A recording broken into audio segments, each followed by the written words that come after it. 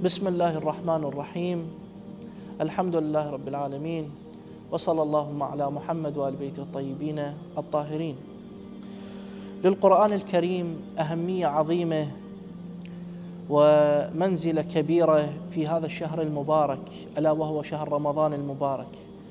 فينبغي للإنسان أن لا ينحصر في اللفظ القرآني أو الرسم القرآني فقط، بل لا بد أن يتعدى إلى الارتباط الروحي والعملي والقلبي مع القرآن الكريم. وبدوره هذا الارتباط يصحح مسيرة الإنسان ويقود الإنسان إلى بر الأمان وينجي الإنسان من خطر الانحراف.